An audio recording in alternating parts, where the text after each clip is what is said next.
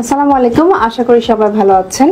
এতদিন শুধু মুখে কথা বলে এসেছি যে কিভাবে আমরা একনি এবং একনি স্কারটা কিওর করতে পারি। তো একনি স্কার মূলত যে কারণে হয় যে যদি কোনো ডিপ সিটেড একনি হয়ে থাকে কারো, সেক্ষেত্রে কিন্তু মুখে একনি স্কার হতে পারে এবং একনি স্কারটা বিভিন্ন টাইপের হয়ে থাকে, যেটাকে আমরা বলে থাকি যে আইস প্যাক বা বক্স স্কার টাইপের হতে পারে।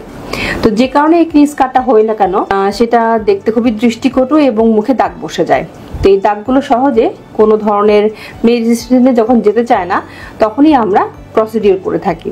তো আজকে আমরা আমাদের পেশেন্টের উপরে যে পদ্ধতিটা করতে যাচ্ছি সেটা হচ্ছে মাইক্রো নিডলিং। তো আমাদের পেশেন্ট ও হচ্ছে সঞ্জনা, আমাদের কাছে বেশ কয়েকটি সেশন নিয়েছে এবং তার মুখে আমরা শুনি যে ও কবে থেকে নিচ্ছে এবং ওর বেনিফিটটা কি, ও কিভাবে ও আস্তে আস্তে ধীরে ধীরে ওর একনি স্কারটা কমাচ্ছে। সঞ্জনা, তুমি কেমন আছো?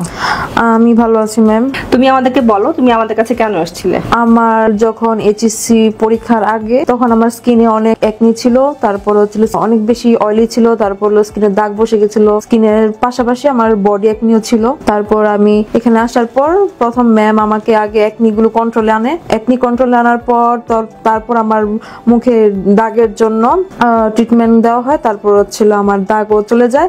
এখন আমার শুধু স্কার আছে, স্কারগুলোর জন্য ম্যাডাম আমাকে মাইক্রো নিডলিং করছে। তো মাইক্রো নিডলিং 3টা সেশন নেওয়া হয়েছে। তো 3টার মধ্যে আমি খুব ভালো বেনিফিট দেখতে পাচ্ছি, আমার স্কিন আগে থেকে অনেক ভালো হয়েছে।